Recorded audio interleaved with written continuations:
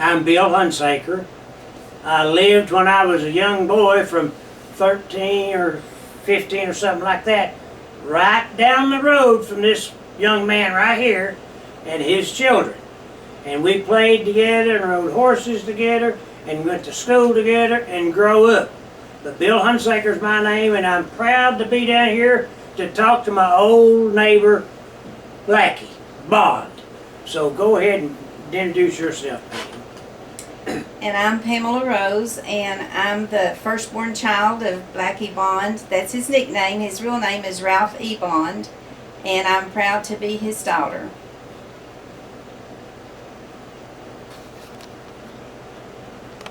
And I'm Sherry Bond Davis, and I'm his second daughter, and I'm proud to be his daughter as well. And we're just proud that we would not have been here had he not come back from the service and did all that he did, and God kept him through it, and we're the result of it.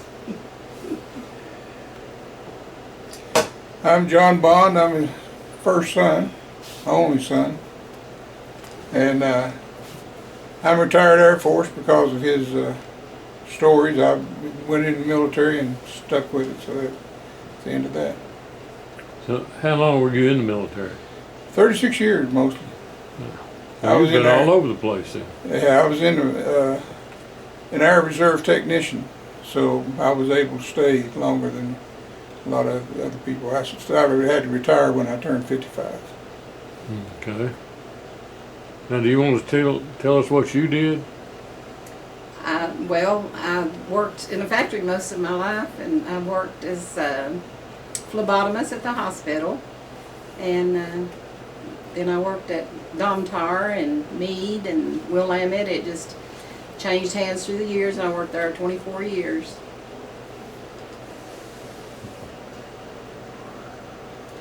I worked in the school system, and at the Christian school, I worked at the bank and several different places, but mostly I was a homemaker and a mother, my most prized job. Thank you. Now, why don't you tell us where we're at besides Tennessee? Hampton. We're in Hampton, Tennessee. And this is where Blackie's lived for, what did he say, about 50 some years in this house here. And so 40 years. we've been we heard about his accolades that he got through some friends of mine, and I said, by golly, I know them, and I know Blackie. And I called my friend Ernie, which we've done this a couple of times before with other people. And I heard that you's going to be 100 before long. Anything to that? 98. 99. 99. He'll be 100 in December. And so they said, well, we need to come down there and do that in December. I said, no, I don't think so. I said, he's going to have family from everywhere. They'll be cutting cake and eating and talking. I said, we want to come down and talk to Blackie by himself when he could sit and give time to us and tell us a little bit of the history we're wanting to find. And you can come back on his birthday too. Well, we might do that too. Bring your cake. Yeah, buddy, I can Susan makes some of the best cakes there was. Okay, and the place we're in is about 10 miles south of Elizabethton, Tennessee. Would that be right, ladies? About 5 miles south of. Oh, we're real close to Elizabeth. Yeah, yeah. Elizabethton, Uh-huh. 8 miles. 8 miles. Is it 8 miles The sign says 8 miles. below Elizabethton. Right here in the hills of Tennessee. Okay. Go ahead. What else you going to ask? Tell him some of your stories, Dad. That's it. Tell him. You just can't. You Tell gotta him. ask him. Well, tell us when you went into service, first of all. And I where went in 45. No, you You didn't. got out in 45. You got Dad. out in 45. 43, I just stayed in 3 years. Did you? Yeah. Where'd you go in? Richmond, Virginia. Richmond? And went from Richmond, Virginia to Miami Beach to basic training. And after basic training, they sent me to Scottsville Radio School. And from Scottsville Radio School, I went to Harlingen, Texas, to gunnery school. And when I finished gunnery school, they sent me to Peterson Field, Colorado, where that big, whatever it is. Pikes Peak? No, where that big school is out there now. Oh, the Air Force Academy. Yes. Yeah, the Air Force Academy. They built that years after I left out there. That's where I took OTU training. And when I got down there, they shipped us overseas. And I flew 50 missions, and they let me come home. That was my tour, 50 missions. I made it pretty good. Now, it seemed like a piece of cake. Back then, it wasn't that sweet. Tell them some of the places you bombed, Pop. Well, Tell them some of the places missions that you went on. oh, well, we had our hottest target was Poesti oil fields in Romania. And we dreaded to go over there. We go to briefings when they tell us we're going to Poesti. You could hear a pin drop.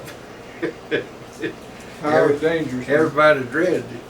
And that's the hottest target we had. But my first mission was to Toulon, France.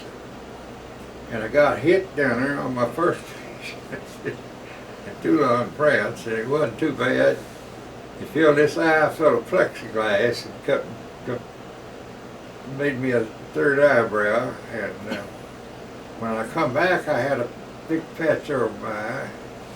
It was full of plexiglass, and all my crew, they hadn't flown any missions yet.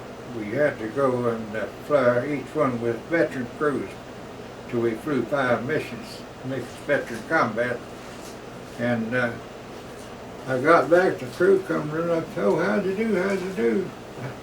I said, they'll have to kill me today, they'll get you tomorrow. Don't you talk like this. That wasn't funny, was it? No. What, not kill me and get you tomorrow? They didn't like that too good. But it was a 10-hour mission, and we went down there and bombed the big guns out of the cliffs.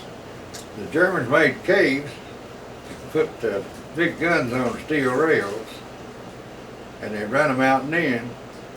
It's 12-inch guns. And we went down there, we had 3,000-pound bombs. We bombed cliffs and all.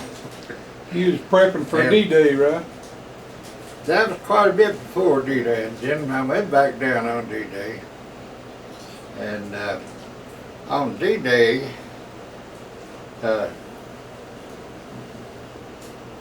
we was flying about 27,000 feet, and it was clear. We was above the clouds. And anywhere you looked was airplanes. I didn't know there was that many airplanes in the whole world. They were from all different allied countries, plus ours. And that's what they got hit with for about 3 days in a row. And the fighters would go down and bomb the beaches, strafe the beaches to blow up landmines. And they would take out the radio towers and stuff, communications.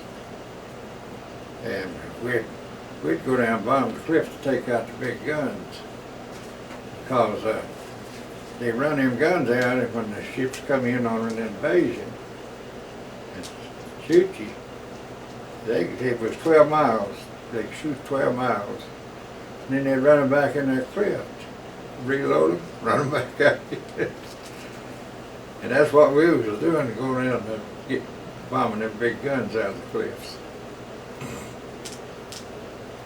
That's my first mission. And the rest of my missions was sort of... Tell them about the one where you got your second Purple Heart. Done my, The one where you got your second Purple Heart. I didn't catch yours. The mission you was on when you got your second Purple Heart. You got your first Oh. Purple Heart on the one where you got hit. Oh, yeah, well, okay. It was on a rainy day in our airfield. We had muddy runways. And we was having a hard time getting airborne. And we didn't get airborne. We used up all the runway and it hit a rock fence and a fig tree. And it caved the nose wheel into the navigator's compartment and the ship got afire. And we was all sweating it out. We had our chutes on. We was trying to get high enough to jump out. But when we got high enough to jump out, the man said go, we jumped. Was it on fire pretty bad? That's the reason I jumped. Yeah. It scared me out. Wasn't there a guy in front of you that didn't want to jump and you jerked him out of the way? Oh, And you said, no, I'll jump. no, the top gunner, he knelt down over the camera hatch where we was jumping through. And he looked up and said, who's going first? And I said, get out of the way. Ship was burning. I'm going to get out there. Thing could explode any minute. And before daylight, I got down into the overcast, and I couldn't see the ground, and I was thinking, I ought to hit the ground pretty soon, and about that time I was seeing every star in the universe. It busted this leg up here. Yeah, they grounded me for a while on that leg. It swelled like that. And they put a piece of tape up here, elastic bandage. You bound it up right here when I went and left it right there. Next day, you moved it, and you moved it. And my foot was that big and the swelling went out. Wow. You run that swelling out of my foot. How'd you get back to the base? Some Italian family picked me up and brought me in on a buggy, horse and buggy. No. Tell them how they found you. Well, when I hit the ground, there's a sinkhole there full of briars, and I rolled my chute up, and I was going to go down there and lay down on my chute and go to sleep. And a couple of hounds run out. Well, I changed my mind on that and started down the road, and about 18 hounds got there, which brought me up on a rock fence. And I looked down toward the old farmhouse in the field. I seen these lanterns and lights are coming, and they had pitchforks, and shotguns, and pole axes. They thought I was German. Well, when they got up there, their dogs had me treated like a possum. Just jumping, trying to get through down that wall. And there was a little boy there, he's kind of hunchback. And he finally understood that I was American. So he took me down off the wall and took me to their house. And they took me in and I had on fine gear. And this lady stripped me down to my underwear and took my clothes in. They had a walk-in fireplace like that wall. Wasn't as high. And she hung my clothes in there and built a fire and dried my clothes. And I couldn't communicate with them. I hadn't been over there that long. I kept asking for water, and they kept bringing me vino, which didn't bother me now. I didn't know the water was polluted by the human feces, and they couldn't drink it.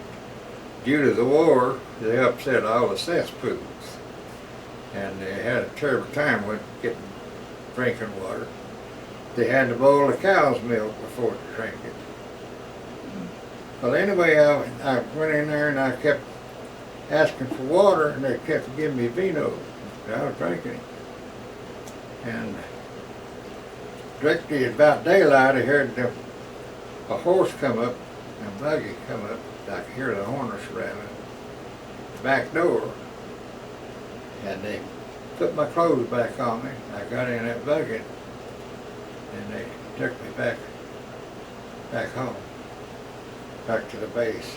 You wasn't feeling no pain after drinking all that wine, was you? Well, I went into the medic's office. You just had to walk in about this level like this. I walked into his office, and a fellow named Dr. Crispy. Doc, I need a drink. He said, you don't need a drink, damn it, you're drunk now.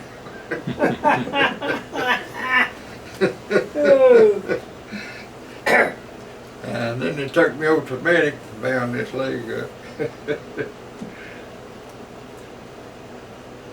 Yeah, and that's about it. When did you finally get a little bit of water? Sir? I said, when did you finally get some water when you got there? Did you I finally? never got no water. Never did? You got back to Never the did. base. Got back to base to give you a little more something to drink. He said, well, you don't need anything to drink. Yeah, we had drinking water on the base, but Did it's you? been through a terrible process. Yeah. And we had showers and everything on the base. Well, did you tell him about the Italian people giving you wine and you was wanting water, and that's the reason? Or Well, I kept asking for water, and they couldn't give me water, so they gave me wine. They kept And, giving him wine. I was nervous, spitting up cotton, and I kept calling for something to drink. They kept giving me water. more wine, more wine. I bet your knee quit hurting after a while, didn't it? When the guy took me back to the base, I was drunk. I went in the doctor's office there, and my leg was crippled up. And I said, Doc, I need a drink. He said, the hell you do, you're drunk now. But they finally got you some water. Yeah. I wasn't asking for water then. My thirst was about quenched. Yeah, yeah.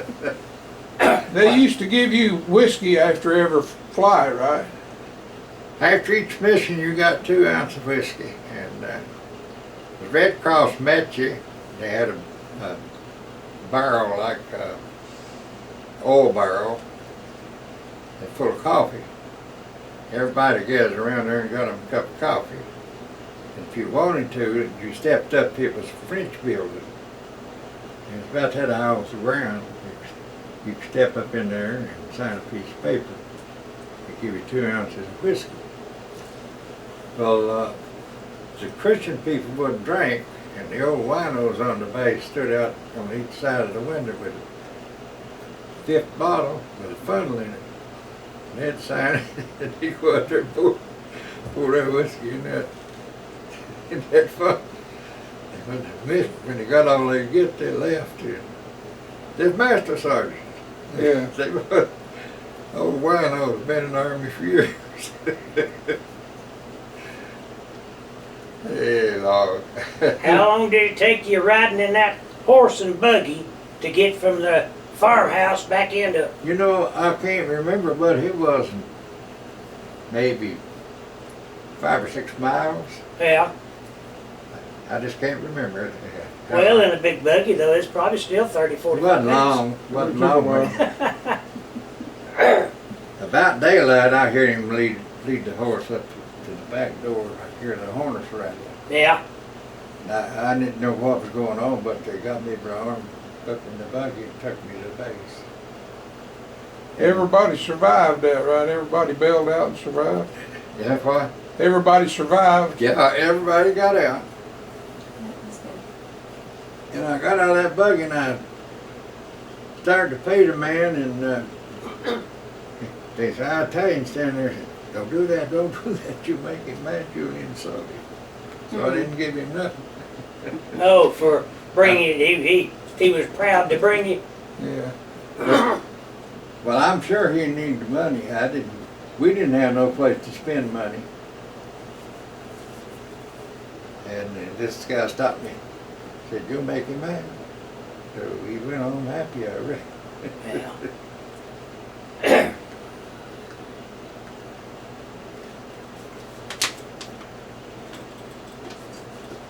Yeah, they treated me royally in that.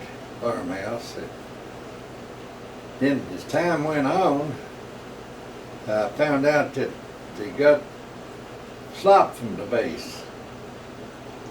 And there's two little boys come, and they had a horse and a cart. They'd get the slop. And one day they come over there and told me that she's giving a party over there and they want me to come. Well, our tail gunner was Italian. He could speak Italian fluently. And I told Sam, I said, you tell him, if there's any way I'll be there if I'm not scheduled to fly, but I had bad luck. They scheduled me to fly. I didn't get to go. I loved to went over there. You must have made an impression on them. Yeah. Now, they raised a lot of grapes down there and sheep. Yeah. Made wine. Them girls would get up in them big wooden bands, jerk their dress tail up, like get up there and stomp them grapes. Making wine, yeah. A long time I was afraid to drink that wine. I was afraid to get athlete tongue. Athlete's tongue. Oh. Well, did you and James ever cross any in the war anytime where he was and you was, y'all? Nope. Head up? I flew over James several times. They rode each other. He's in the field artillery. And James was his brother. Yeah. Pam's got a letter that he wrote Dad while he was in France, I think, when James was in France. Yeah. I'll tell you what. I don't know. Different people handle things different. After Billy Ray died, I went up and was talking to Junior a little bit, and Junior's changed an awful lot. And Do you want this on film? you filming it, Ernie?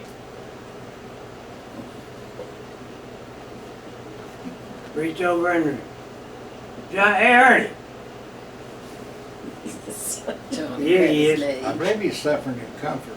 Suffering in comfort. There you go. Well, tell me how that you all got your nicknames. Blackie and Rusty and... My nickname was, when we first moved to Bruce, it was a coal camp. Where you lived, there used to be a cut went through there, the Reagan Road. And on the back side of the house where you lived was a bridge and a creek. But that all changed. And there was an old house set up on a hill right above where Bill built his house. And we used it as a corn crib. We kept our horses and mules and put our corn in there. Yeah. It's a 5 or 6 room house, old, dilapidated. And there was 2 rows of houses went up this way, behind where you live, and come all the way up to, there's a big barn right where Frank Cooper lived. It was a company barn, it's huge. Big white barn, and if you put a horse in there, you could look out the window. And they wasn't using it then. And the guys from Bristol owned that farm, and they got Dad to look after it, and they give him rent free to collect rent. And David's houses went, after you went up this way behind your house, then there was another row of houses went way back there toward where Palmer Council is now. Yeah. Last one back there, Pete Johnson lived in. He's right near Palmer. It's up on the bank. Uh-huh. And when I was a kid, all kinds of people lived in there. Grady Horn, you remember Grady? Remember the name, don't remember. Okay, he had a stiff leg, meaner than a snake. Grady lived over there, and a feller named Emmett Murphy, he had been in World War I. He'd been gassed, every time you talk to him, he'd say, "There's gonna be another war." You're right, wasn't Yeah. Then the lady lived above him. Her name was Nettie Birchfield, and she had several children. Some of them lived there covered yet. Tom up Crane's Nest. She had 5 or 6 children, and her husband died with a heart attack. And they couldn't pay rent. It was just $6 a month, but they couldn't pay it. I think Dad just let them live there, but everybody else had to pay $6. And there's right where Ryan Gillespie built that brick house. I don't know who lives there now. Where you go up in the lane, Yeah. there used to be a big company store building there, huge, and we had church in it all the time. See, the company done mined out and gone, and we had church there every Sunday since preaching whenever. And one time, Nick Horn, you might have heard of him. Yep, heard of him. I don't. Well, he's a homeless preacher. And back then they didn't have churches. And Nick come over to the house and they'd hold a Bible in our house in the big living room. And Jack Smith had a gray beard down to here, gray hair here. He snipped in the dining room, went up, the stairs went up this way and turned it that way. He was sitting up there. And we just had oil lamps back then. And Uncle Nick preached around and he seen Jack sitting up there and he like jumped up against the ceiling and hollered, "I see Jesus." Oh.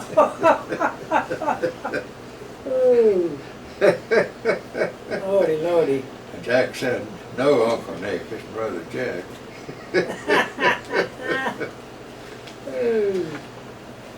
Well, I went up, I was going to tell you about Junior there. I went up when after Billy Ray died, was just talking to Junior. And I'll tell you what, I felt so bad, not at Junior, but just felt Junior was carrying out stuff that James had had. Letters to Edie, all kind. He had a big fire with just burning everything. Oh, no. Oh yeah, I'd have given anything to have had a handful of those letters just to read about, the war and stuff. Yeah. Junior Yeah. burned everything. That's a shame. And I looked down there in the mud, and there sat, like all our Air Force people used to have a set of wings, Yeah. and then like America in it. I looked down in the mud, and there was a set of wings. I thought it might be like some Tinker toys or some kids had, and I reached down there and got it, and it was a German set of Air Force thing. Had the German swastika in the middle, Oh, my and the goodness. planes come there. I said, "Junior, you know what that is?" "I don't know." I said, "But you want it?" "No, I don't want it. But it's at my house in a little box." Yeah. It That's just something else. That'd be worse than money. Yeah. probably would be, A but lot of World War II collectors. there's not. Are you still filming? Yeah. I didn't Yeah, yeah. Well, He can- but I just wanted to. I just wanted to, to be able to have some of that stuff to read and look at. But Junior had boxes of stuff that James had from service. I think he burnt some other stuff too. know. All right. And I just felt so bad about that. But Junior doesn't have much. What do you know that you like about your family and look back and stuff? Yeah. I mean, there'd have been stuff over in the log house that if somebody had really wanted to gone over and found some older stuff back from his mother and daddy. Yeah. I did go over there and found a few things, and I did find some letters too. Did you? Yeah. But after Grandma died, everybody took what they wanted and everything. There wasn't really much left. They had some stuff in the basement.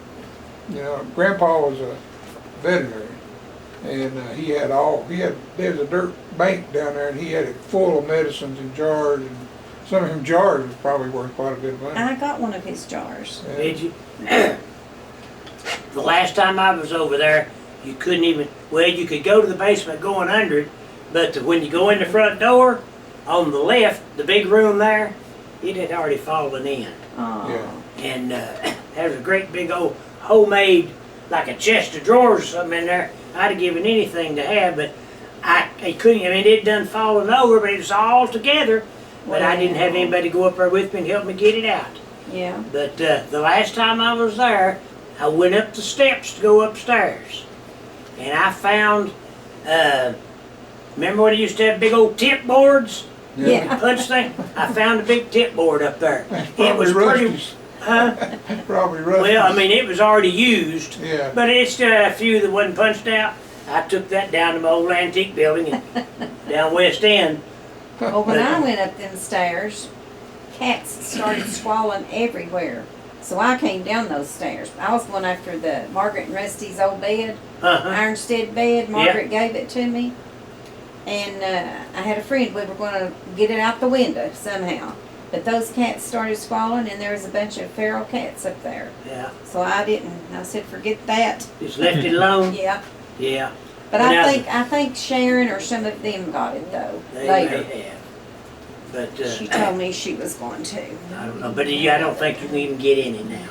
And Yeah. the part of the roof is gone. But if I could have bought that from Carol and Boy, Yeah. I would have brought that thing back to life. Yeah, I would have too. I At would the have. time, I just couldn't do it, but I often thought about restoring that. Well, if you could have got it, before that it started deteriorating, Yeah, you could have been all right with it. But there's nothing to salvage anymore. yeah, Bobby said she'd like to have a log out of it sometime or Yeah. something. You probably could get you a log, yeah. but you it's could. terrible. That'd be about it. Hey, What? Dad, tell Johnny about the first time that you learned to like the beef stew. Beef? Yeah, when you was in the Oh. war and they had reported your plane going down. Well,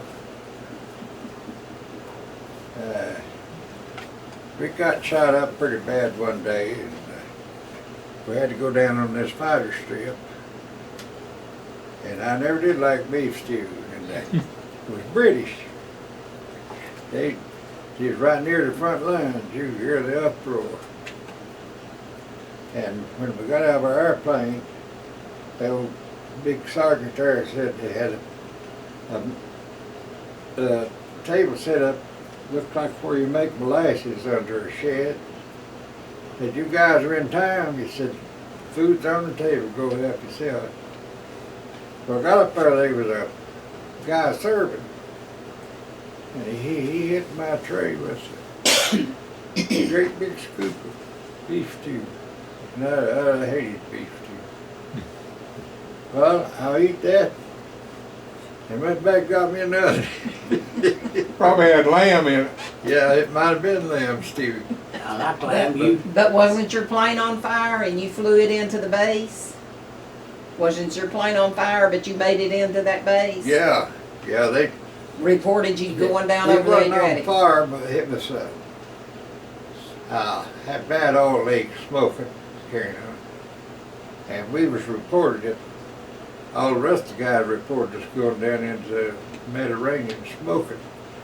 Well, when we got back home about 12 o'clock that night, the Jeeps would come get your stuff. And I told my pilot, I said, if they got my stuff before we get home, I ain't flying no more. And just as we got home, and we no more than got in the barracks, here come that damn Jeep. They coming to get your personal gear. Yeah. come- Wow. Thinking he was in the ocean and was going to Yeah, send it back yeah. home. Yeah, I think he was dead. Yeah. But He had so many miracle the stories. cruise has been there a while. We would, one of them some guy get your leather jacket, somebody get your boots. Yeah. And everything, Foot Locker's laying wide open. You had a little money laying there and everything. They knowed what to get Yeah. before the Jeep run. Dad, tell the story about the pilot coming and asking you to go on one of the training, you had to fly so many hours, And he came to get you to fly. to get your flight paid. For the mountain store. Oh, you're talking about that. He didn't come get me. His crew lived in the same barracks I did. And we lived in an old German barracks. And he was Lieutenant Norton. And I had finished my missions. And I had to get 6 hours flying time every month to draw my flight pay. So I told Norton sometime when you're going on a long trip, I'd like to go with you to get my flight pay. Had to do that every month. And well, he sent for me one day and he said, I'm going to Fuji to pick up an old airplane. And he said it'll take me about 4 hours each way. He said you get all your flight time in. And his crew run in. They were just children, 18, 19, 20 years old. That's how old you was. But we thought we was men. Yeah. And they run in, they all wanted to go. Well, he was fussing with him, and I said, hey, wait a minute here.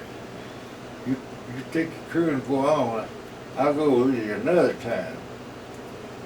So they left to pick up that airplane, and the day before Christmas Eve, they flew into a big mountain about halfway up, killed them all. They packed them out on mules on Christmas Day. Boy, you could have been on that airplane. Wow. No, I wouldn't have been on that airplane. No. Lord was looking at me. Yeah, the Lord was looking at you. Yeah, somebody looked at you pretty good, didn't he? Yeah. Sure was. You know, you have to let the Lord take care of you when you're in That's danger. the truth. Yeah. Well, when did you get out of service? Where were you? I come back to a station I never heard tell of before in Boston. They brought me back on a ship, and it was Cape Miles Standish. I'd never heard of it. Well, I stayed on the train there about all day, and when they unloaded us, they took us down to a big gym, and the colonel gave us all a big talk, and he said, now when we get through talking here, said you go out them doors, I was sitting right over there, and he said, if there's anything in there that you won't eat, if there's anything that we don't have in there you won't eat, said you let me know, you damn sure get it. They had everything. Did they? Well, I went from there to Miami Beach, Florida, to rest camp. That was unbelievable. I stayed in a big high-rise motel and down on Miami Beach. And our mess halls down there was regular mess halls, but they had shelves on each side that is 2 doors. And they had 2 shelves went all the way up to the chow line. This one was stacked with fruit, and this one was stacked with Hershey bars. You couldn't get Hershey bars back then. And they told us that take all you want, but be damn sure you eat what you take. Well, when you get up to the chow line, you go to what kind of meat and stuff you want. We never had up one army. And the only thing you couldn't have was a glass of milk. They'd give you a quart. Quart? Yeah. I told them, I can't drink a quart. Spit it with your buddy. That's what we're doing. How long was your trip home, and what ship was you on? Queen Mary, I think, was the name of it. I'm pretty sure. I think they've got See, that thing it was docked a out in luxury California. liner. Yeah, they're getting ready to restore it. Before the war, Queen Mary was a luxury liner. Yeah. When they pressed her into service during the war, they used it as a troop ship. And how many days did it take you to come home? Gosh, I don't know, just 4 or 5. But anyway, I got on the ship there in Naples, and we sailed down through the Straits of Gibraltar, went through the Pillars of Hercules, heard of that, They but didn't lie about that. Man, there's something else. are they? Mm. We got through the Pillars of Hercules, come right into Atlantic Ocean. And we had to change course every 10 minutes on account of submarines. And we seemed to me like we was forever getting, and we run into a hurricane out there. Everybody was sick. I got up in my bunk and was laying there. I was getting woozy. And here come this colonel. He was OD. Get out of there. I need you on KP. I said, sir, I'm a sergeant. Sergeant don't have to pull KP. He said, like hell, get out of there. He said, we got an emergency and you're good. Said, come on, go with me. We went up there and they had a bar that come around when it was a civilian ship, stews. He laid a jacket on that bar, laid his gun up there. He said, I'll show you what to do now. And that ship was doing this.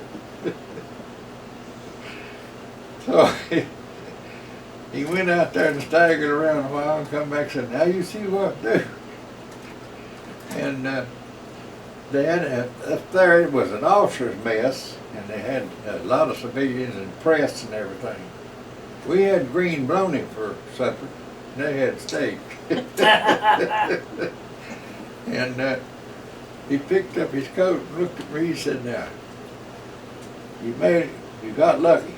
Because if you see anything in here you want to eat it, and everybody's sick as dog. He's being funny. Fun OD, that means officer of the day, right? You know, I was really mad that we got up there because I'm a staff sergeant and he put me on kick. I got up there as master sergeant, lieutenants, and everything. Everybody's doing KP. Well, I didn't feel too bad, did I? was you sick then? I mean, was you sick like everybody else throwing up stuff, or? No, sir. I was woozy when he come and got me, but after I got up there serving, I don't remember ever bothering me. I was too busy to get sick. Yeah. Would you slip? You'd be running uphill there, and then you'd be running downhill. You'd start putting the brakes on. And him flying on them airplanes, there's a lot of turbulence and Yeah. you know, so you kind of get used to that, and so motion sickness don't bother you as bad. Uh-huh. If you'd been like you're on the ground all the time, you'd probably been sick as a dog. Yeah. Would you get any steaks or anything while you was in there for? Heck no. Oh, Not too sick to eat. oh. I'd like to. Probably afraid to. They had creamy butter and everything. Did We had green bologna and no butter. they? Daddy loved butter.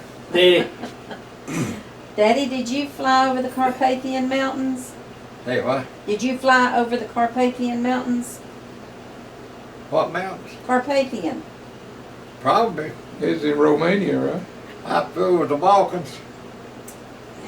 I That thought he covered told me he several did. countries. have a spot? Albania, Romania, you name it. Yeah. The Balkan He countries. told me that. The only Balkan countries lays on the Mediterranean Sea. Uh-huh. And the Mediterranean Sea is just a offshoot of the Adriatic. So what was your primary targets when you guys went out? Oil fields and ball bearing or what? Dams. What was y'all bombing? He bombed the Vizio Viaduct. Yeah. Vizio Viaduct. We primarily hit their ball bearing factories and their marshalling yards. That's where they got all their supplies. And we hit their oil fields regular. And we hit their water supply about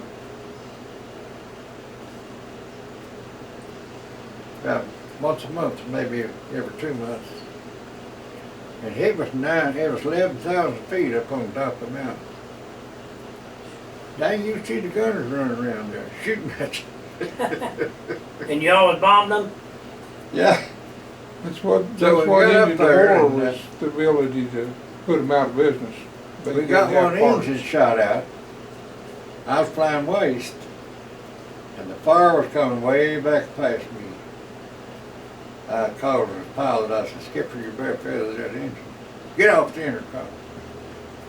So So Drake, his flying is getting worse and worse. I was getting excited. I called him again. I said, "You better follow that damn engine." That fired him up. He's the captain. Yeah. Get off the damn engine. So when we got back to the base, we was standing around the coffee bar and drinking coffee. So, Sergeant Bond, said, "Let me tell you something." Said, "I'm a pilot of that damn airplane." Said, "Had I done what you wanted me to do," said, "we got another engine knocked out, we'd still been on that mountain." Oh.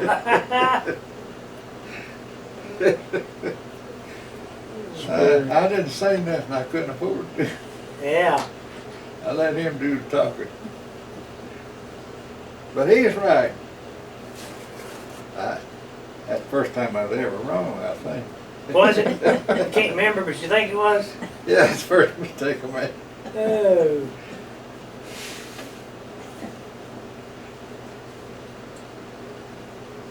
Well, girls, can you all remember anything else interesting you need to remind him Can you about? remember Sherry or John?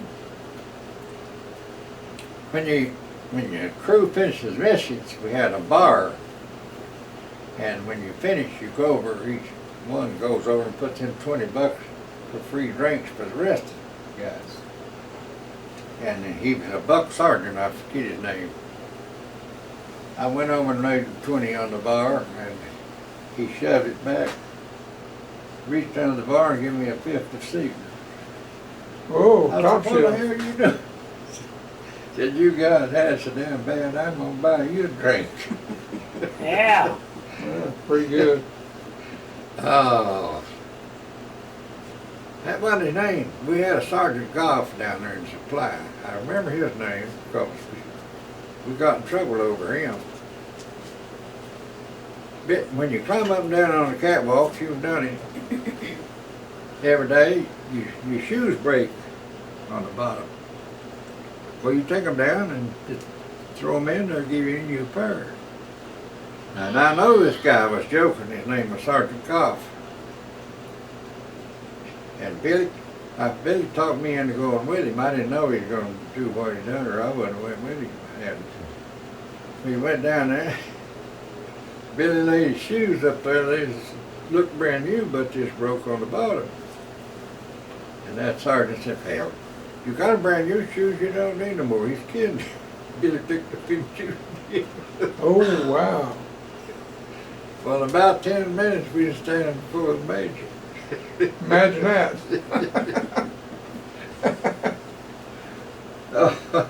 And he realized, what was going on.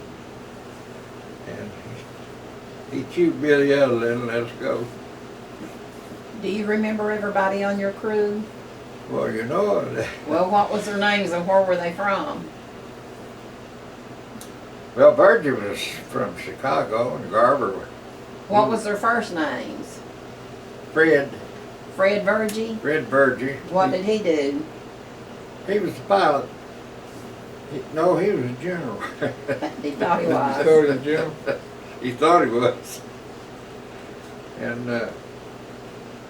Richard Garber was a flight engineer. And we had a guy named Jack Walker. He flew one mission with us and cracked up. He was from Peoria, Illinois. And after that, we had to fly whoever they give us. When we lost our airplane, Lieutenant McKinley was flying with us. And he looked British, I'm really certain he was. Little sandy-headed guy, and he wore one of them British hats. I know he bound to be British. I don't know what he was doing there. But then Richard Garber, he's from Chicago too. And Billy Wimmer, he's from Ohio. What was Garver's job? He's from Chicago. What was his job, Garver? Flight engineer. Man, you talk about a cool dude. He's one of them. I seen him get out in them Bombays plugging up holes and the Bombay doors open, walking that catwalk. And one day he had a little box about this big, and it was about that square thick. And I said, Garvin, you care if I look in that box? No, go ahead. I looked in that box, you'll never guess what was in there. It was a bunch of patches, cloth patches, and wooden screws of different size, but oversized thread on them. They screwed, they put that cloth on there and screwed it in them. Stop the leak. Hydraulic lines. Goodness. I couldn't believe it when I looked in there. Anything to get you home, huh? Yeah. Yeah, Richard get out there and work in the Bombay. It's like Bombay doors open, walk around plugging up holes. No, you couldn't wear a shoe in there. You guys get shot up pretty much every time you went. No, worst we ever got shot up, we picked up 200 holes, and nothing vital was hit. No fuel lines, no hydraulic What lines. about that? Didn't even hit a hydraulic line or nothing. That's a miracle. But you go out there and we had gone out there and pick up 8 or 10 holes and hit work an hour or two to get everything back to normal. Well, you said you lost an airplane. Did you come down in one? No, I jumped out. Oh, jumped out for that, yeah. It was burning. Yeah, that's when you told them to get out of your way. You was going Yeah. Yeah. He said the last time he seen that airplane. Tell him about the last time you seen that airplane. He was headed out over the Mediterranean. Still on fire. Yeah, the fire was big too. It didn't blow up while you was... The birds had jumped out, you know it was no hope. Yeah. That would have been me. Pilot had jumped out. Yeah. Usually they'd, if there was any chance at all, try to save the airplane. Because it was an asset, Yeah. they would try to bring it in, but if he jumped out, it was a goner. Who were the other guys on your flight? Dad. Sam Checky, Where was he from? he was an Italian from Metuchen, New Jersey. And He's the one that spoke fluent Italian? yeah, he's full-blooded. Garber, he's from New York, Chicago. Mark was from Georgia. Mark Hitt. Mark Hitt. What'd he do? Gunner? Mark was a radio operator gunner. They tried to make me take radio operator gunner after I got overseas. They washed me out. I was in radio school and they washed me out in final phases. We went out for roll call one morning and the sergeant called out 18 of us. We don't need no damn radio operators, they need gunners. They shipped 18 of us out of radio school gunning. Well, when I got overseas, I guess I had 20 missions. They come in there, we're going to check you as a radio operator, and you're going to play hell too, are you? I ain't getting off my crew. Was that all the guys on your crew? I don't know who all I mentioned there. That's about all of them though. Billy Wilmer. Al Keast, I didn't tell you about him. He was from Fresno, California. And he got the top of his head shot off. And the Bombay doors, and Garber had the flight deck up. And he salvoed him. The cable come across the bottom of the street and had 2 little hooks. You pulled it, and that gunner dropped down on the deck. And he salvoed Al down there, and Al he's going down. He's going down, about to get down in the Bombay's, the flight deck was floating. Richard said, I'd like to never in the world got him back. Said I thought I was going to have to let him go. Oh no. Well, after Al, when the night we bailed out, Al hit in the sheep corral, bust his head. He wasn't 50 yards from me. I seen him shoot in there.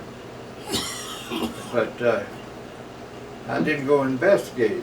The damn dogs got after me.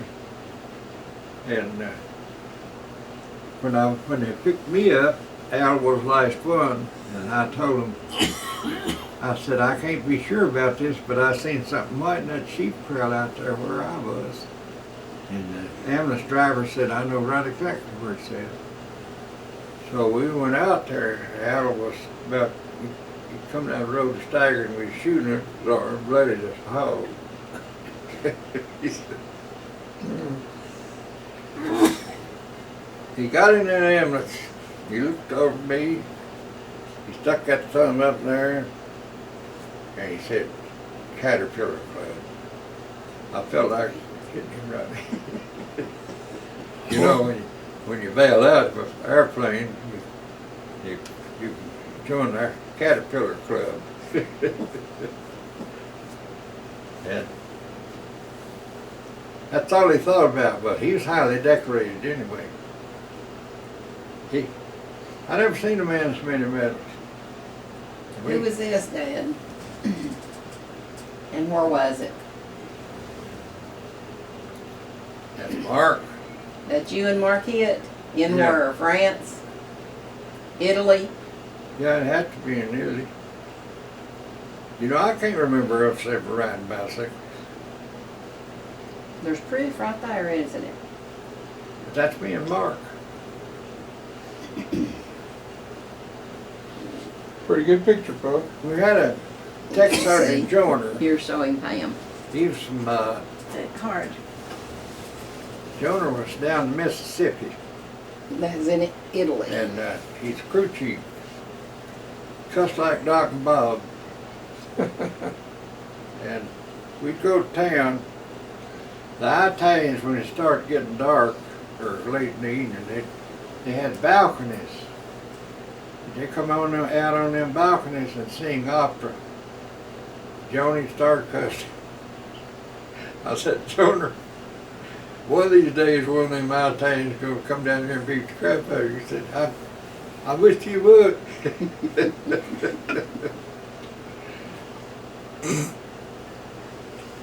Well, was the Italian people pretty good to you?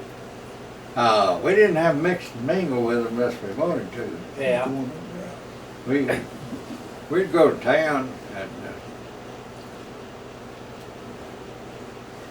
we'd hitchhike anywhere we wanted to go. I mean, GI truck picked you up. All you had to be a soldier. You'd go where you wanted to. Just didn't go too far. You had to get back. Yeah.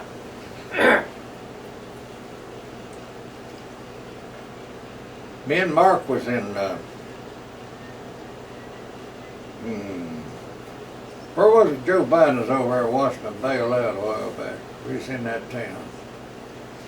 That was in, Crap. that was in France, wasn't it, Paul? Huh? That was in Oh, France, yeah. wasn't it?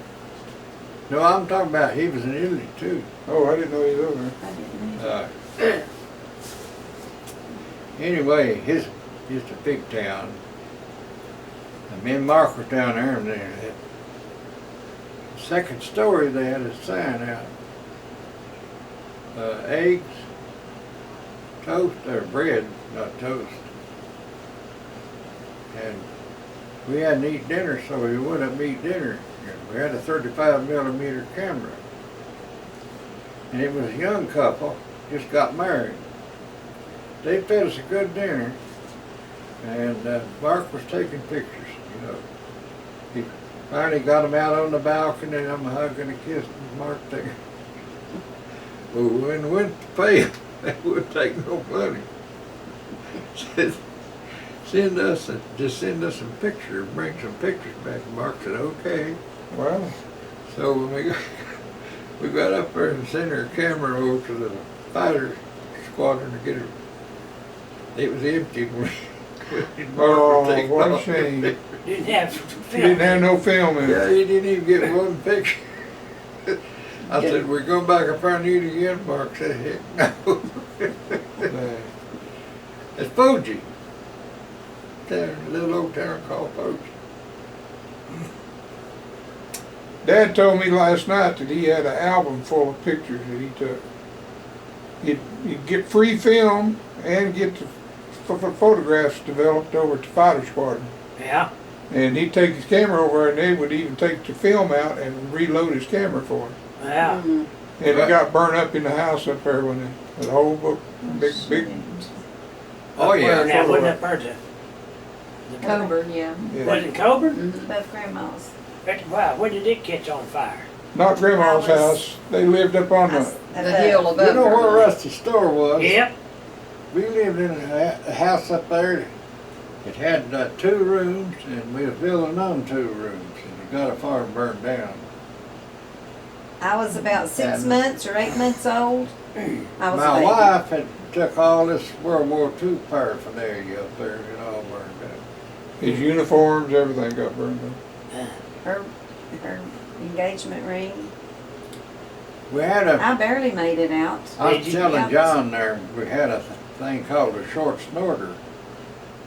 Every country you went in, you started with a dollar bill. In every country you went in, you got a bill and pasted it on that dollar. And I had one that hell apart, it reached over to the couch. Mm. And what was funny, I got down in Africa and had to buy a bill that was 20 scooters, as big as a coalfield progress. A bill was? Yeah, And I had it right in the middle of that. one bill. That's the awful looking bill I ever seen. You ever heard of short snooter? Uh-uh. I haven't either. Short snorters. what Short they call snorter. Well, what was it now, John? Huh? They would take a bill, $1. Yeah. Their money. He would take a dollar bill and then post every one of the bills from wherever they went. On the out Yeah. On there. the, onto that. It's kind of a record of where you'd been. We Different just countries. glue them together and just have you a bunch of bills Yeah. Just staple them. from different. Were they in a tube or just stuck to each other? Oh, you had to glue them together. Boom. They probably had advanced staples in. Probably. I had a short snorter farm here at that couch. Wow. Kept it rolled up. Started off with $1. And some of them bills on there cost $20. That's got to be some World War II term, and I'd never heard it before. What now again? Short snorter.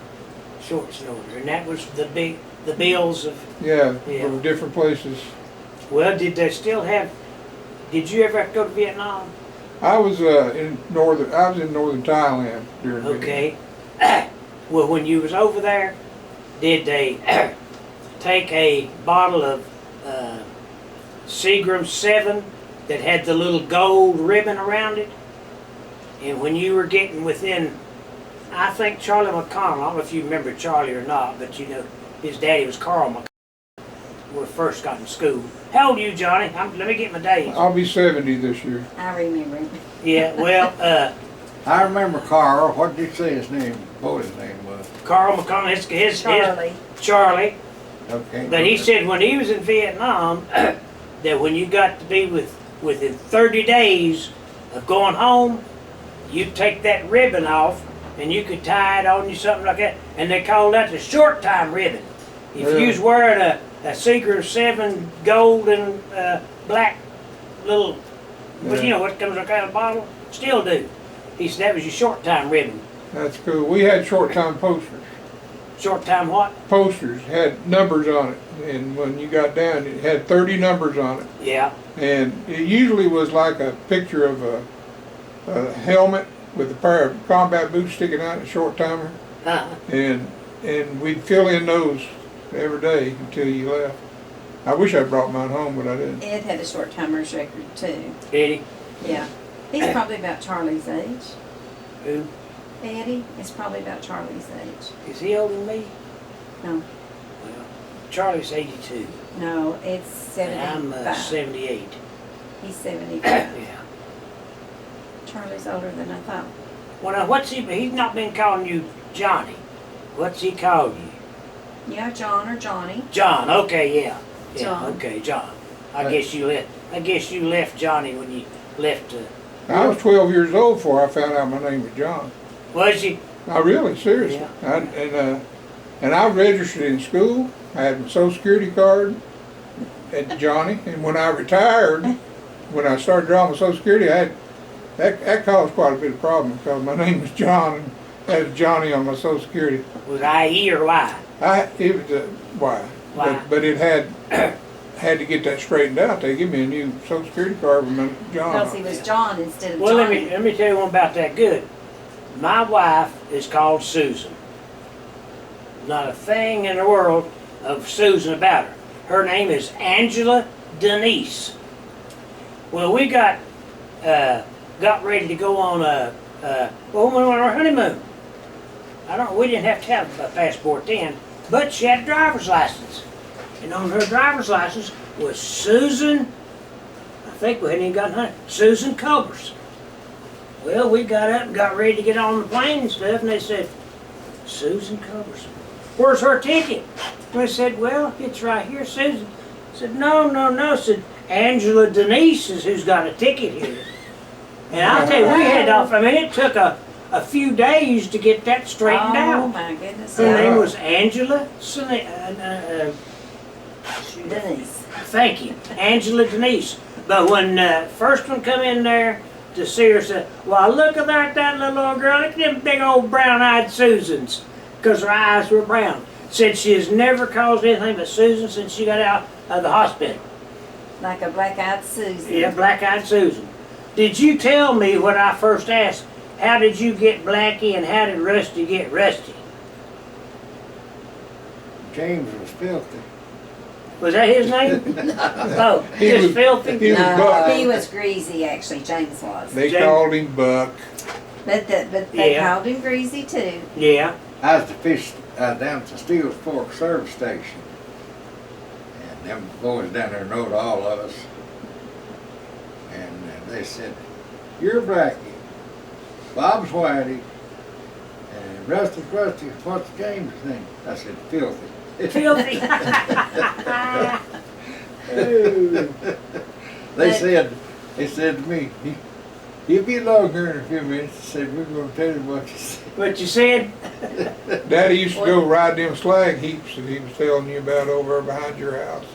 Used to be over, and he'd come out of there black as he could be, and that's why they started calling him Blackie. He was doing riding what? The slag heaps that was back there, Yeah. and they had coal mixed in them, and he'd come out of there black. And he would hitchhike the coal trucks too. And so he'd come home black and they just started calling him Blackie. Blackie. His But now mommy named Grandma him that. always called him, His mom named him that. yeah, it was his mommy. But Grandma always called Rusty Elbert. She was the Elbert. only one, and Margaret did too. They stuck with the Elbert, but we all called him Rusty. And everybody called Dad Blackie. Everybody knew him as Rusty. No, hmm Yeah. Well, they don't know Daddy's real name. Most people don't. well, Well, they I had asked trouble finding you, I him. think, I said, well, what is his name anyway? Nobody I was asking knows. you, I don't know, ask one of you. After about 40 years, my crew, what was left of them, was trying to get a hold of me for a convention. And they was calling Cobra asking for Ralph Bond. Nobody knows Ralph Bond. So finally, they said, we know he was from that town right there. He said, somebody down there ought to know him. Well, he said, there's a Robert Bond, and lives in Riverview, and we'll look up his number and you can call him. And that was his brother, of If course. they'd asked for Blackie Bond, and one of them knows me. Yeah. Oh, Lordy. That's It's how like you, Susan's. Like Yeah. Susan. Ain't nobody ever calls her Angela Denise. Except, crazy how you get nicknames. like Yeah. that. yeah, it is. How did Rusty get his nickname? If you was riding the coal trucks, how did Rusty get that? No, Rusty get out of school and he helped Dad in the blacksmith shop. And then when you start to come home, they'd go over and Dad would do whatever trading he had to do to come home. Mom didn't go to town that much. That's where they started calling him Rusty. He'd be black all over. Granddaddy had a blacksmith shop there in town. Did And it? so Rusty would help him. And I guess they already had a Blackie, so they called him Rusty. Yeah. When I remember Grandmother Bond real well, I don't think I ever knew your daddy. How old was he when he died? 53. Yeah. Six. Well, it would have been before we was there, wouldn't it? Yeah, before you came, Yeah. because I didn't know him. Well, now either.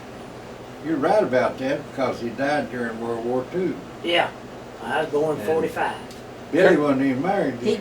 he died Carol while was the Daddy was only in service. grandchild I ever met that he knew. Carol. Carol was. She's the only one that remembers Yeah. him. Well, Gala Ann, Tell them the story about you coming home I'm pretty sure. when Granddaddy died. Tell them how you got back to Coburn. They done what? When Granddaddy died and you was coming home for that. Tell them how you got back to Coburn. Oh. Nobody in the crew had any money, and it was Sunday, and the Red Cross was closed. The pilot only had $20. He let me have that. So the deal was that I was to deadhead an airplane down to Memphis. Well, when they got me to Kansas City, Memphis was socked in, just as far as we can take it. Okay, I took my $20. It cost me $18 to get a ticket down to St. Louis. And I didn't know what in the world I was going to do. So the latrine in the train station was down in the basement. I was going down them steps. There come Billy O'Dell. You remember Billy? He was an undertaker over at the camp. Oh, yeah, Bill Odell. Yeah, I remember him. Yeah. Here come Billy up the steps. I said, damn, Billy, you better have some money. He said, I've got a little. Talk about a miracle. Yeah. That's Done another in way God took St. care of Louis, him. Missouri. Yeah. That was a God thing, wasn't That, it? that was, got you yeah. Norton, didn't it? Yeah. So, Billy, yeah, he let me have 20 and he got me Norton. But I got on a dang train and he took me way up somewhere and stopped and said, you get off here. And there was a shed there like where they pick up children for school bus.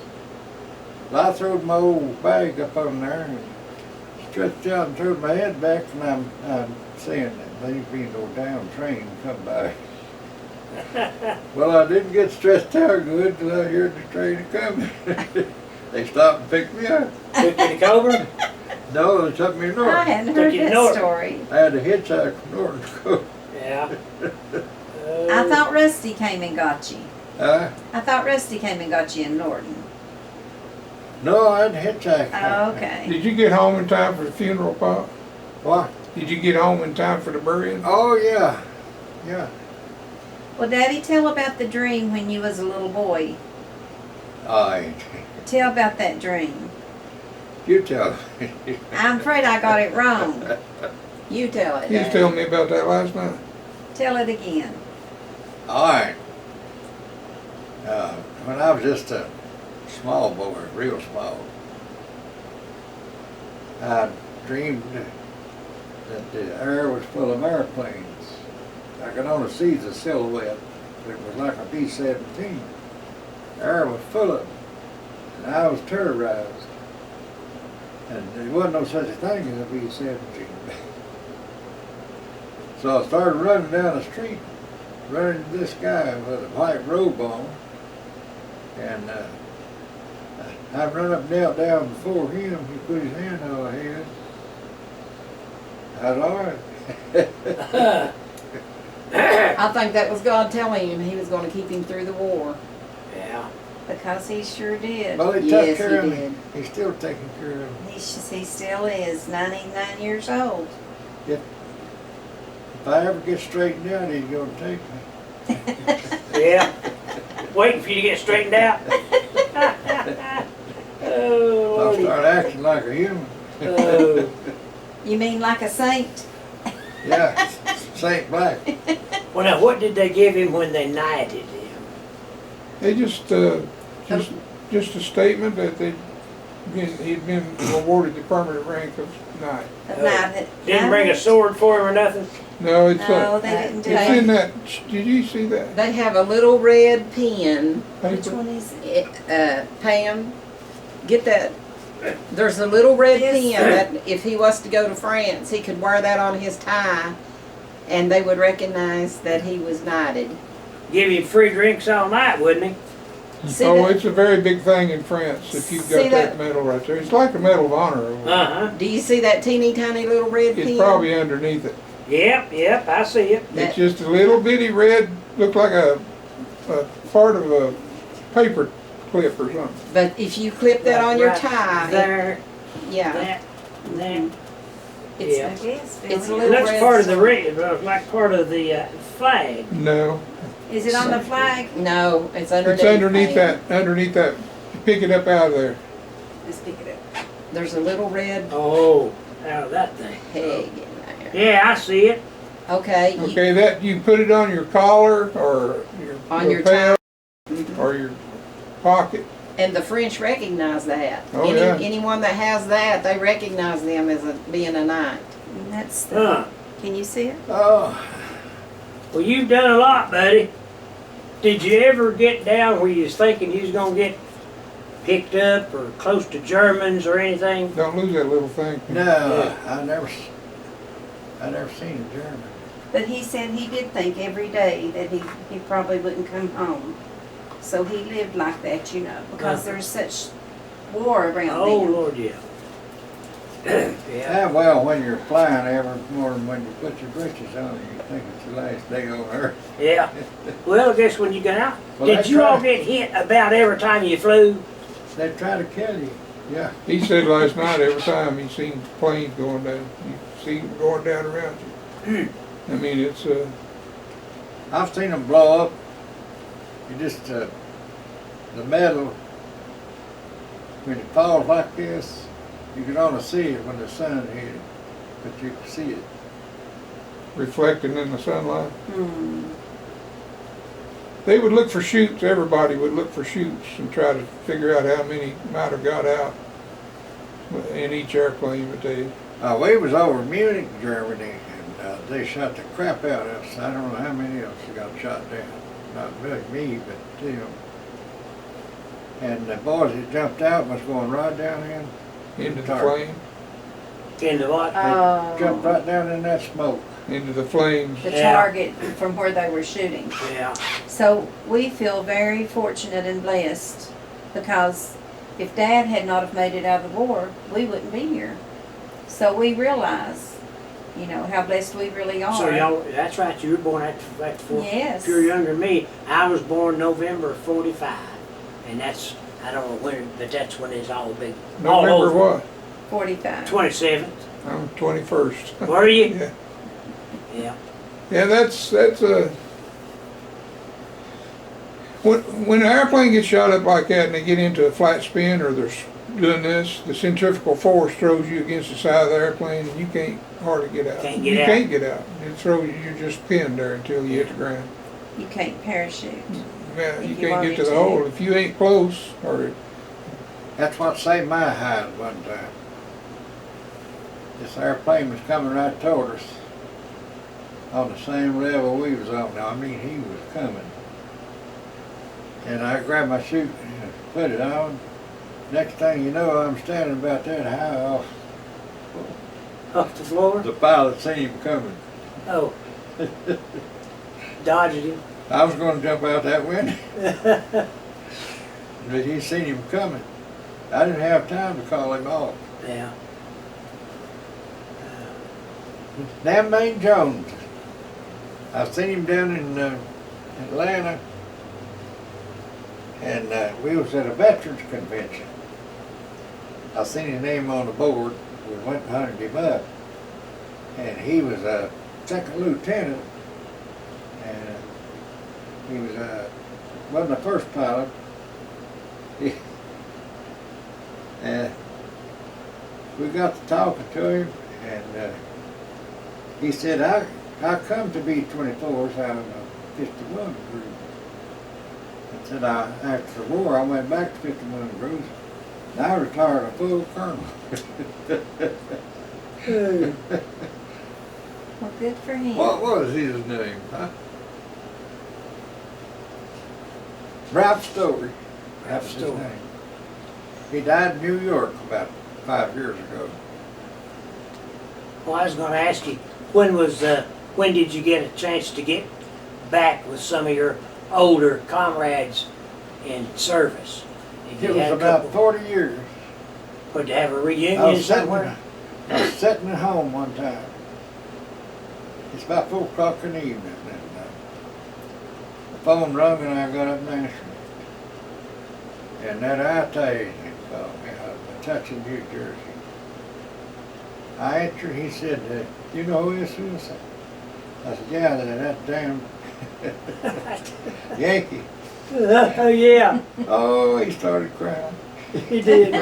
He did. It's good to hear your He's not voice. David. Yeah. He's emotional. Uh-huh. Started crying, "Damn you, I've had it everywhere for you." And so they went to Las Vegas once for a reunion, his crew, and they came here twice, Daddy. Oh, I don't know. Richard, Margaret.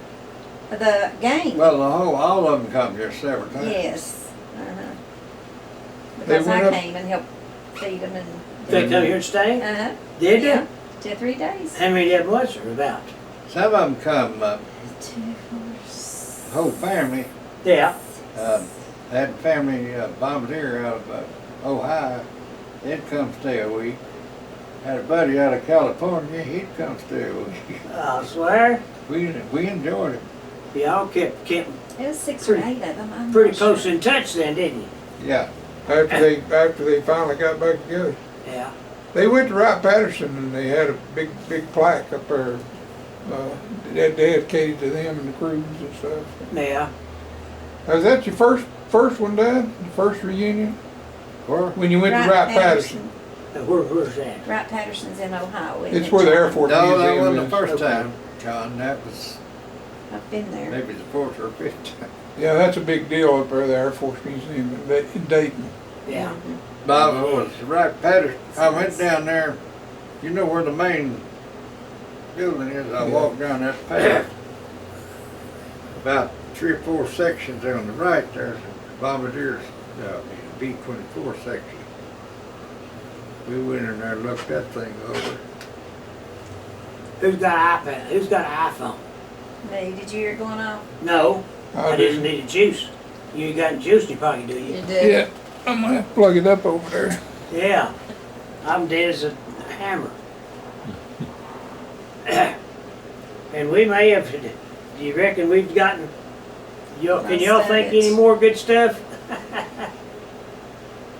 We probably will when we Well, shut let me down. ask you all something right here now. I know neither, well, you're close to being used to COVID, wasn't you? Have you seen what the Covenants Improvement Association has done with the banners in town? Well, I haven't actually got to go and see them, but Yes, I saw them. I did see. He's on there. I saw Yeah, him. is he out? Yeah, Because I was gonna say, if he's not, get over and get He him on there. is, He's but I on saw it on there. face. Somebody sent me a picture of it. Yeah. That's close as I've gotten. And When is it? Is it? It's are not they just- up They right just now? took them down last week. Yeah. They were up for 4th of July for about 10 days. his brother Yeah. was on there, Glenn, that you Yeah, I didn't know Glenn. We didn't know him either. And me and Jimmy put him on there. How did he die? Natural? Well, they don't know if it was suicide or murder. Don't know. Still ain't found out. No, I don't only know. speculation. Yeah. Well, where did he Well, he leave? was stationed. Where was Oh, he? so he was overseas? Billy, No, it ain't he coming was- on. Daddy, where was Glenn? Well, you gotta wait a minute. It's deader than a hammer. Oh, Okay. yeah, If you it'll put take it a up, minute. it'll take a minute for it to. Daddy, to do anything. Where was Glenn when he passed away? Was he in Florida? What? Where was Glenn when he passed away? Cape Eugene, North Carolina. Did you hear that? He'd been in the Marines 20-some years. Oh yeah, he was in the Marines. He was a senior warrant officer. He could have been an officer, but he said if he went any higher, he had to buy his own clothes and pay for his feed, and it wouldn't be worth it. One more step up, and he would have took a cut of pay instead of a raise. Yeah. You have to think about those I had a things. cousin was that. Did you ever know Skip Giroux? That was my mother's brother's son. He came and lived with me for about 2 years. I remember the name, Yeah, he did. but I can't remember him. Married Joni Davis. Remember Joni? Yes. Married Joni I Davis. didn't They know stayed married that. about You 4 or remember 5 Johnny years. Davis? And had one girl. Well. But they separated, eons ago. Well. But yeah. Did Nancy ask you what you were gonna do with the house, the old house? Well, yeah, kind of. I mean, it was Williams. Yeah. That's where William lived. Are they Yeah. gonna sell it? I think Nancy was interested. They is us. That You- is Billy. Oh, are you gonna sell it? I don't, and if Nancy wanted to buy it, I might to Yeah. her, but she wouldn't live for. She's got houses everywhere. I know. That old girl's done good, girl. She has. I don't know if you all know it or She- not, and I don't She have any has. idea about her finances. Yeah. I just know her real well, and know that you can't have 3 houses. Florida, In 3 different states. yeah, Florida, expensive place. Charleston, expensive place. She's Tennessee. now in a place called Buford, Uh-huh. South Carolina. Well, she Yeah. owns one in Charlotte now. Yeah. She owns one in Beaufort, and she RB. owns that one in Gatlinburg. RB, that's her RB, name. Rich bitch. Rich Bitch, yeah, that's her. But now she is, she's the sweetest thing you ever seen. Yes, she Oh, we is. love her. Matter of fact, I She's our called sis. and Yeah. told her that we were gonna come over and do this. And I said, and she just went back, her son got in an accident, don't you? Yes. Yes. She just got back to Buford this past week. Mhm. And so she was gonna come up here if we'd have given her, of course I couldn't call her yesterday and say be here today. Yeah. But she was talking about that, and so, Yeah. I'll She's tell her. like a sister. We've stayed in close touch. Yeah, we have too. She comes and visits us. Morris did too. Morris Yeah. always came to visit me when he came Yeah. into his reunions and stuff. So we did pretty well stay, and Nancy and I are still very close. Bobby and her That's too. good. Yeah. Keep in touch. She You told ain't me. gonna believe this. Me and Miss Cooper got along good. Did you? She sure didn't get along with my daddy, did she? She didn't get along with nobody. Oh, you was kidding me about getting along with her? No, Well, he did get along he with her, but threatened to- nobody else Me and her are did. big buddies. Yeah, Because well now. he threatened her one day, and then she loved him after that. Did she? Yeah. Oh Lord, she was a character. She was a She was. character. Well, Billy, let me ask you, what did she do to Morris that time y'all snuck off and went? Oh Lord, he Florida. paid hell for that. What did she do to him? Well, I don't know what other. She worked him like a dog anyway. But that, well, did you hear how that come by? No, I didn't. I just know Nancy said that you all snuck off and went, and that that she was waiting on Morris when he got Oh, she was. Well, John and Morris and I always got along. We'd slip out and go to dances and go places like that. And then Morris and I used to slip out in that old black Falcon he had, and we'd go swimming. Did you girls ever go to Caney Creek swimming? Oh, Yeah. yes. It was heated down there in Southwest Virginia. And so we'd go doing that and whatever. So we decided, John had gotten a new car. He was about a junior in college maybe. And so we said, let's go to Florida. We said, all right, let's go. And so, me and John talked, yeah, let's go. So we got ready to go, packed up and all that stuff, and we knew what we had. So John went and got Morris, loaded him up, and then I don't know if I met him in town or they just slipped up to my house or what, and we went. So we was having the best time ever was. And Miss Cooper called Miss Hilton. And they were talking about the boys going to Florida and stuff. She said, well, I sure hope that John and Morris and Billy have a good time there.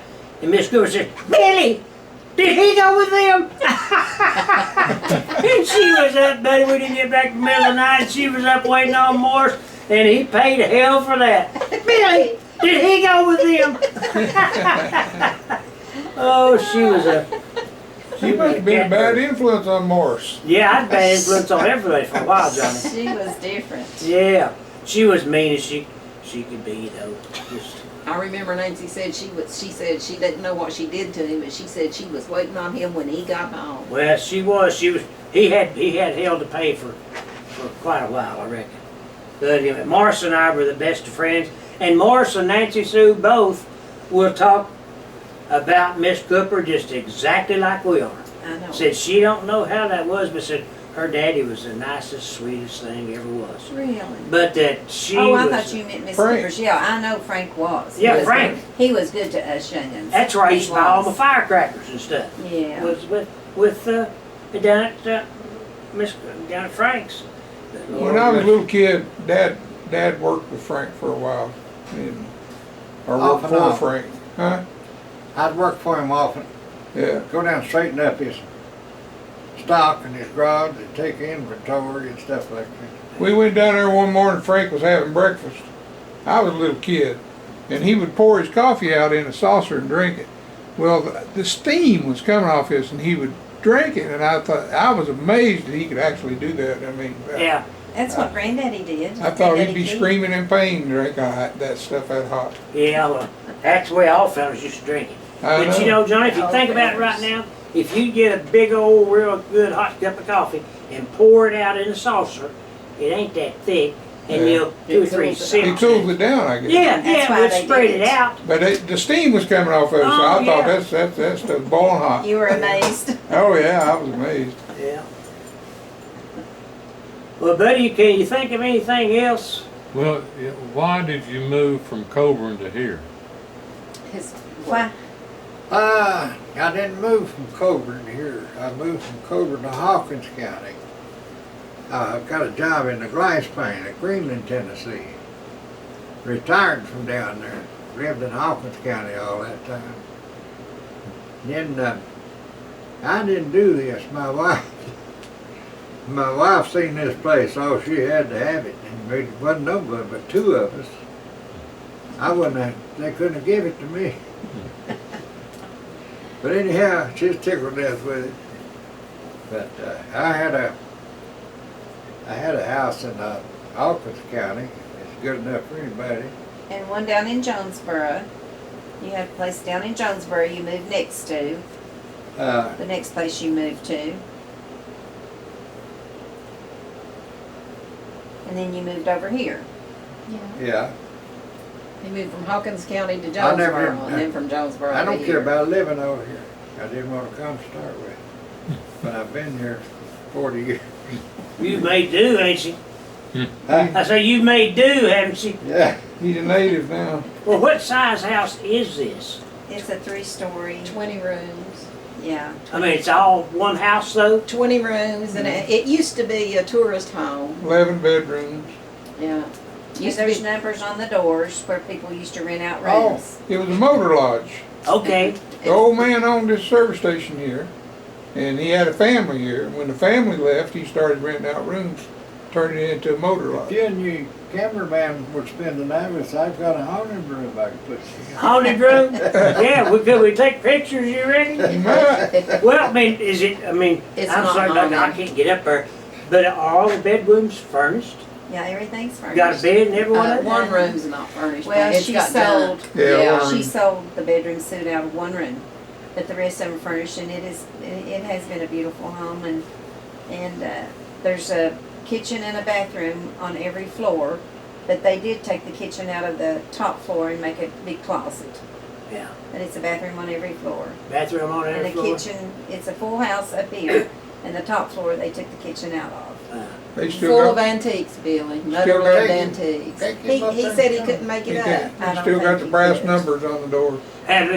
Yeah. Well, we could see where the numbers were, so Mom went and bought the numbers and put them back Oh, Did did she? on she? the door. Well, did y'all ever rent any rooms out? No.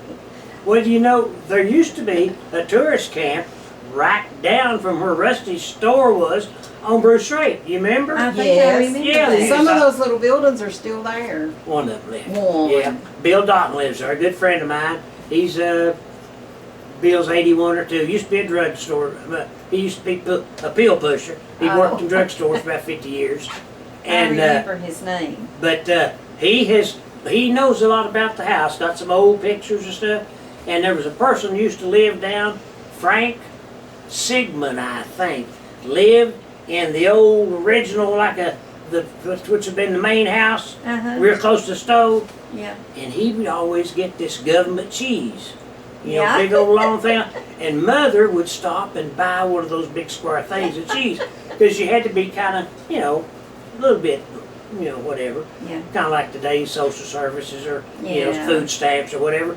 And so she'd stop and buy one of them big things of cheese, right? Because he'd get 3 or 4 or 5 a month, and he'd just get, so they had a time. Yeah, but Bill's got that house fixed up real nice. Oh, okay. What's And- his wife's name? I know her, I think. Kay, Is how come I know yeah, Kay. about I'm him. trying to think what Kay did. I can't remember. His first wife and he had been divorced for 30 years, I guess. And I've Kay, often thought we're really close to the Bristol Motor Speedway. yeah. This would be excellent. You could take all this land back here and turn it into RV land park. Uh-huh.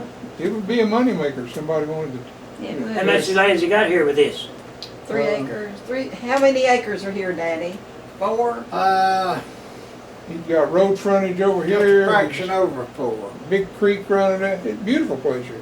Yeah, And it would be a great campground. It really would. yeah, it sure But would. somebody has to come in and they have to put in sewers, they have to put in electricity for the camper ground. You'd have to invest a little You don't money. have central sewer right there? Central, no. No. They've got a septic tank. They've Have y'all two got a septic tank? Here, Do yeah. you? Uh-huh. I swear, I figured it would be public sewer right here. Yeah, because they're in the town. This town ain't even. This is not in It's town? not incorporated. This is in town. This is in But it's town. not incorporated and doesn't have public water and You sewer. go across No, this not that bridge I and know there's of. town. You all probably went It across may it, have yeah. it over there, I'm not sure, toward the school. Yeah. They built a lot They more do houses. have water, city water. City water, yeah. Well, today I'll tell you what, septics are so innovative now that you don't have to have 20 acres to put field beds and stuff in. Yeah. You can go now, costs you some money, and you have to maintain it monthly, and you drop a few little chlorine tabs or something, and you can discharge it right here in the creek. The people sell that stuff will come and say that if you'll put this in, I'll drink the first glass of water that comes out of it. Yeah. So, I mean, It's the thought of it. yeah, it's a thought, but it is. I mean, you could sure develop it, especially if you got water that close, Yeah. because you Yeah. need plenty of water. No, Yeah, I you think sure Elizabeth could. gets some of their water from here, don't they? I don't know. They got really good water here. Good cold water, mountain water. Have they from the spring? I mean, from faucet? They got Yeah, springs from the all faucet. around here. They got a trout pond right over here across the road. Well, now, how far? Where's the creek we come across from? Right Right here. there in the yard. Yeah. Yeah, it's just right at the end of the Bridge yard. is at the end of the Well, yard. is it big enough to have fish in it? I mean, It does have It fish. does have Trout. trout and stuff like that, but it's not a big creek. It's about What's the name of it, John? Laurel Creek. Laurel Creek. It's about About like it was down behind Edie's Pounce, or Guest River. We It's a had big, one. Is that it's a Guest big, River? pretty big creek. That's Yeah. where I learned to similar swim. to Stony Creek, I guess it would be. It don't have a lot of deep holes in here, Yeah, but I'm sure there's some up through there somewhere. Yeah, Yeah. I'd say so. But Mother and Daddy had 4 children, so we've all been here to sleep. We've all slept in about every room. So Have you? it's not that it's been, yeah, we've all tried them out at some point or Did you other. get to hear the ghost? I've heard some things. Have you? I think we all have, haven't we? Nah. Oh, have we wore you out, bud? No, I'm fine. Well, you still seem like it. I think Kenzie wore. Are you leaving, Kenny? Yeah, here in a minute. Now, which one? Who you belong to, honey? This I'm is, the caregiver. Oh, the caregiver. Yeah. Well, good. We take care of this fella. He's a mighty good one. I've known him since I was probably about 10 years old. And I've known these girls since they've been born. Yeah. Yeah, so. Remember when you all had that pet monkey, Billy? Yeah, I do. Move the truck for her to I get thought out. that was something. Are you behind the white car? We're out there somewhere. We're out there they're about the behind- middle of it. They're behind Oh, our, okay. he's behind What there. time is it, Ernie? It's about 4. I got 4 o'clock. Well, I guess we've kept long enough, ain't we? You might Well, have to pull glad to down. have you. Yeah, we I guess love we've told talking you. to you. Well, we've guess sure we- enjoyed this. Are Told y'all you about parked all on we the road know. out there? Yeah. Come back right and out just here. talk. Oh. Huh? I said, you need to come back and just talk She'd probably sometime. do Well, it'd be good to do that.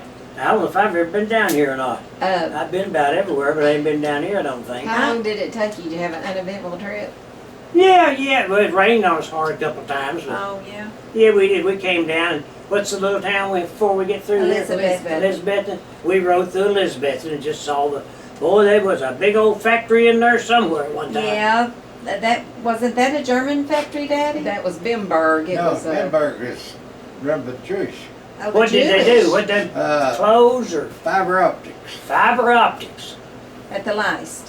Last one in the United States, and they moved it to Well, Mexico. what was it built for? Before Because that they was wasn't, cloth. you know, that Yeah. building's older than Well, fiber yeah. optics. I think it was a It mill was or a something. mill, a cloth Using mill. telephone cables. Before- here. Oh, I know all about that, but I say that building's a hell of a lot older Yeah. than I fiber think- optics. I think it was a cloth Oh, factory. well, I don't know. Yeah, I mean, it's that, I bet you that thing right there is probably back in the 30s or 40s. Yeah. Where If it's they tear it Yeah. down. Oh, at least right after World Yeah, War, I'd say World War so. II. I would think. Benberg's. Benberg's. You ought to Billy, make them tear it down. I live a half hour away from here. I moved to Irwin.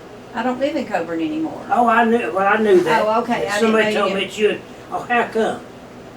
Well, our daughter and son-in-law's down here and our grandchildren, and Ed was, you know, not doing well, and we just thought it best to be closer to family. And They had as- doctors. and Yeah. And it's worked out, you know. Where do y'all go to the Really doctor good. from here now? Johnson City? Or Well, go- just now, he's gotten in the VA just this week. Uh-huh. So we'll be going there, but actually we have a doctor in town, his main doctor that we go to in Okay. Irwin. Uh-huh. And so, but Her everything's son-in-law's a just, doctor. my son-in-law's a doctor, so we don't have to go Is too he? Well, far. good. Good for him. It Where's he was from? German. My son-in-law's from It was German. Indiana, where Johnny lives. Oh. He's about a half hour from where Johnny lives. Well, His son-in-law's a doctor too. Rayon. They made rayon. A Synthetic type of silk. It Rayon It was- is German. Wow. that was- Bimberg and they made rayon. It's the 1920s. I didn't realize German rayon had been Jewish. around that long. well, how did you get to Indiana? Me? You. Me? Well, Anybody else military. in here from Indiana? It was Military. university, Johnny. Oh, well, We you used to wasn't make from nowhere then, parachutes Johnny. at the time. If you- If If you was at 20 years in the Air Force, you ain't from nowhere. Or everywhere, whichever one y'all look at. That was I was out in Utah. Yeah. And I was in the reserve unit out there, and the guy was trying to hire me, so I put my paperwork in, and I couldn't get hired out there because disabled people was disabled. Veterans with disabilities had priority. Priority over. Yeah. And so I finally got offered 2 jobs at the same time, here in Oklahoma City and up in Grissom Air Force Base in Indiana. And so Grissom Air Force Base was closer, and my intentions were to come there and stay a year or two and come to try to get in down like Shaw in South Carolina or another air bases closer. But Closer to family. it was, ended up, I came there in 1983 and still there. Still there? 42 His house was ordered from Sears. years. Really? You got a Sears house? The And front they- part of it, the other part I built on. That's They built on and got a big farmhouse now and Yeah. beautiful property, and it's just, we love to go there. well, you got horses or cows? No, I got 2 cats. 2 cats. Well, you still got a wife, He's Yes. got a wife. have you? She's the best cook in the world. Is she? We love to eat Well, her where was she cooking. from? You can't tell I'm looking at me, that woman can cook. Can't tell. Look at you now. Come on. All that ain't Bond, James. Where's she from, Johnny? Kingsport. Tennessee. Oh, so you met her. Well, how'd you meet her down here? Coming High with your school. daddy? When Dad moved down here, So you went to high school here? yeah, Where'd you graduate from? well, it would have been Churchill High School. I quit 3 months before graduation and went in the Air Force. Did you? Trying to thought I'd get a head start on everybody. Well, you did. I bet you your paycheck at the month looks better than mine. I doubt that. You got how many years you say you got out of 35 or 40? 36 it was. Yeah, you got a good check. Yeah. And so my siblings married somebody from Tennessee. Yeah. And I married an old Virginia boy. Oh, Virginia boy. Yeah. Yeah. Even though I lived Well- in Tennessee. I'm fixing to get married again. Are you? Just any day?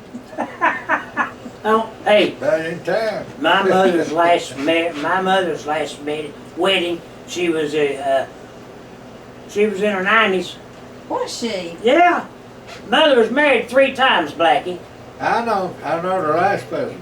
Did you? Did you know? He was raised in Riverview. You talking about Bill Buchanan? Yes, sir. He had a brother. I went to school. Deward. Stewart. Deward.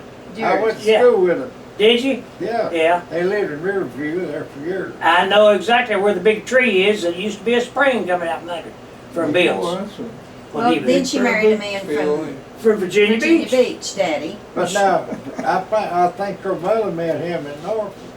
He was a Navy man. Which one? The one? Bill? The one your mother married. Yeah, Bill. Bill was. I don't know if he's a Navy or Army. Anyway, he was in service. He graduated. I mean, he retired from service. I'm very certain I seen him in Navy uniform. Well, he might be. And then But he that's been a long time ago. he went. He come out of service and went to school for the post office department. So he double dipped. I mean, he got retirement from service, and then he got a retirement from the post office. Yeah. Well, now she lived with him there, and she It's out came in the back ocean. and built a house. We bought property from That's called the Palmer boneyard. Counts, and you know where Palmer lived. Oh, yeah. I built a new house in there for Mother, and she and Bill lived there till her dad till he died. Yeah, I remember. And she stayed there about 2 more years, and she went back to Virginia Beach and got married again. I'll swear. And when we put the obituary in a paper, we put Well, in your there. mommy was a pretty woman. Well, thank you, buddy. Everybody says she was. She was. But no trouble for her to get married. No, but we put in there Genevieve, Francis, Giroux. No, Genevieve, Francis, Giroux, Hunsaker, Buchanan, and her name when she died was, oh Lordy I mercy, don't know why I heard it. I can't remember. Wait a minute. This tree over the road. Oh, anyway, but they wouldn't let me and my sisters. I wanted to put in parentheses after them 3 husbands, and she buried them all. Oh Lordy, yeah, but Deward was his brother's name, Deward Buchanan, and we knew him real well. He married in the family, and Mother and them moved up there, and they had a real nice big 4-bedroom house, and they raised Mary Frances there and stuff, and then they came back to Virginia there and built that house over. It's right beside where Palmer's was. Well, I didn't know that. Yeah. Bond. I'm not in there that much anymore. Pregnant. Yeah, well, Pregnant. I'll show you, No, Daddy, he's a sometime when we man, ride up through there if I I ever get just, to go with you again. Rabbit hunt over in there. Huh? Yeah. Quail and stuff. uh-huh. Well, how's Bobby doing? Doing I haven't fine. heard from her in a while. You still practicing your mom's faith? Still Catholic? Yeah. Yeah, Johnny, but I'm a sorry one. I don't go to church as much as I should. But I'm just as devout as you can get. Yeah. And I talk to the good Lord about every day. I don't pray every day, but I talk to the Lord every day. Now, what's the difference in that, Pam? Nothing. Nothing. I think talking to him is praying. Yeah, hey, me too. But a lot of people, you'll say, well, I talk to the Lord. Well, yeah, but do you pray? And I said, well, I reckon if he's listening, I do. I've made so many friends up in Indiana, and they're huge Catholic. Are they? Yeah. I Yeah. preach up at Hanging Rock every 5th Sunday in each month. Do you? But I'll be over there to see you. Every 5th Sunday. Oh, Lordy. Tell Well, them what denomination you are, Pop. Tell him what You'll have to denomination. come on the 5th Sunday. Yeah, yeah. What denomination is that now? What kind of church is that? Where? That you preach at? Oh, Holiness. No, what, Oh. what denomination you are, Dad? I'm a Presbyterian. That's, He he's a usually tells people He he's tells everybody he's Free Meal Baptist. free meal Baptist. 3 Meal Baptist? Free. Free meal Baptist. Instead of free will, he's a Yeah. free meal Baptist. 3 Meal Baptist. That's a good one to be, buddy. I am one of them too. Oh, Lordy. Before we go, let's get everybody together and take a picture. Yeah. together. Okay. Yeah, I want to get one over here close to him on his side. There's a whole tribe of them boys, Free Meal Baptist. Yeah, I'm kind of a 3 Meal Baptist too. Listen to this. I'm dyed in the wool. Can you get around all them buckets? I'm just gonna move it here a second. I've got some of that stuff sitting around me. I got a breathing machine like that. Oh, Bill, I'll get beside of you. Yeah, come on here. He won't care if you huddle it up with me a little bit, will he? No. Buttermilk? One more. Yeah. Girls, we thank you so much for helping get Well, this thank together. you for coming. Because if it hadn't Yeah, been for thank you all, we probably wouldn't have made it. I'd have not gotten in touch with you and said, when you coming in? Well, I'll be in, third week and 2 months from now or something. Last And- time I seen you was Billy Ray's funeral. Was it? Yeah. Yeah. I don't think he got a picture of that. But, Oh. Did you? Yeah, you did, didn't you? He did, Sharon. Oh, did he? Uh-huh. I'm gonna let John put these back together. They was thank you, buddy.